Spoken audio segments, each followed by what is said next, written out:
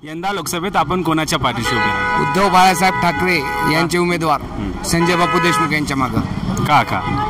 का म्हणजे आम्ही सुरुवातीपासूनच एकनिष्ठ आम्हाला पळायची सवय नाही, कधी इकडे कधी तिकडे, त्यामुळे आम्ही उद्धव बाळासाहेब ठाकरे सोबतच राहणार आहे कायम, सुरुवातीपासून आज पण। समोरच्या उमेदवाराला कसे तऱ्हेने बघता? फाईट देणार की का? नाही, फाईटच नाही इथे वाशिम यवतमाळ मध्ये, फाईटच नाहीये। या बाहेरचा कचरा आहे, तिकडे हिंगोलीतून हाकलला आणि इकडे दिलं त्याला। इथं सक्षम उमेदवारच भेटत नव्हता, त्याच्यामुळे त्यांनी भ्रष्टाचारी उमेदवाराच्या पत्नीलाच तिकीट देऊन वाशिम यवतमाळ मध्ये पाठवलं। भ्रष्टाचारी म्हणजे कशा तऱ्हेने बघता? गद्दार सगळ्या संस्था शाळा भरपूर त्यांनी माया जमवून ठेवलेली आहे आणि तिकडच्या भाजपच्याच पदाधिकाऱ्यांनी हिंगोलीतून रनिंग खासदार असताना त्यांचं तिकीट कापलं। त्यांची नाराजी दूर करण्यासाठी कुणाला तरी डमी द्यायचं म्हणून वाशिम यवतमाळ मध्ये त्यांनी एका दगडात दोन पक्षी मारले। एक तर त्यांची नाराजी दूर केली आणि तिथला त्यांचा पत्ताही साफ केला। आणि ते जे उमेदवार आहेत जे काय आहेत ते मला नाव पण आठवत नाही त्यांचं, त्यांनी जिल्हा परिषद मध्ये पराभव झालेला त्यांच्या 3 नंबरवर होत्या आणि आमदार केला तर त्यांचं डिपॉझिट गेलेलं आहे। असा उमेदवार आमच्या इतक्या तगड्या उमेदवारासमोर आम्हाला तर आव्हानच वाटत नाही। 200% आजच विजय झालेला आहे आमचा। आपण काय करता सर? मी शिवसेनेचा वाहतूक सेना जिल्हाध्यक्ष आहे। अच्छा, वाशिम इथं वाशिमचे मानोरा, मंगरुळपीर आणि वाशिम।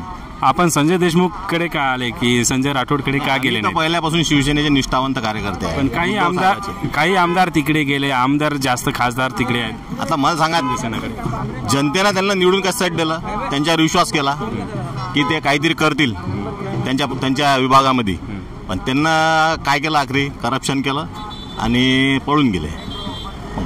ते पळून जरी गेले असतील तर जे कार्यकर्ते इथं निष्ठावंत कार्यकर्ते आहे हे त्यांच्या मागे नाही जातील, कारण त्यांना समाजासाठी काहीच नाही केलं।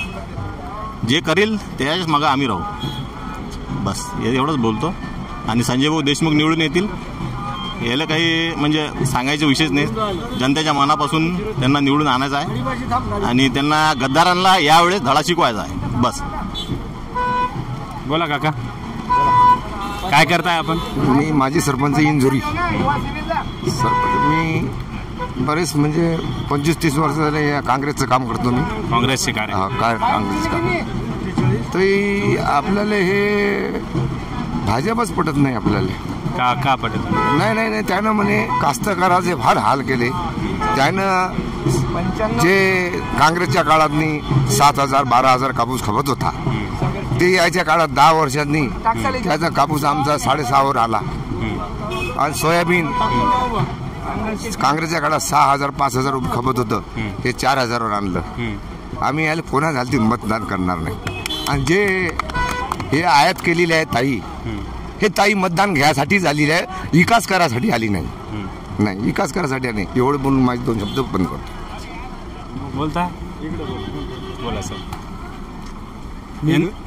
मी गजानन इंगळे, कृषी उत्पन्न बाजार समिती दिग्रजचा एक सदस्य आहे। हे जे पार्सल पाठवलेलं आहे नांदेडवरचं, हे पार्सल वापस जाणार आहे, कारण मोदीने एवढे हाल केलेले आहे, कुठल्याही कास्तकाराला भाव नाही। आणि जे पक्षफोडी जे चालू केली मोदी साहेबांनी आणि फडणवीस साहेबांनी, हे पक्ष महाविकास आघाडी जे आम्ही ठरवलेली आहे, या महाविकास आघाडीलाच मतदान करून जास्तीत जास्त लोकसभेचे उमेदवार दिल्लीमध्ये पाठवणार आहोत। त्याच्यामुळं इथलं त्या बाईचा कुठलाही थारा लागणार नाही, ते पार्सल लवकरच वापस जाणार आहे। ते जरी यवतमाळ जिल्ह्याची आमची लेक असली तरी लेकीनं 2 दिवस पुरणपोळी खाऊन तिला आम्ही वाटी लावून देणार आहोत, याबद्दल काही चिंता नाही। संजय भाऊ देशमुख हे 3 लाखाच्या वर मताने निवडून येणार आहेत, एवढंच या ठिकाणी सांगतो।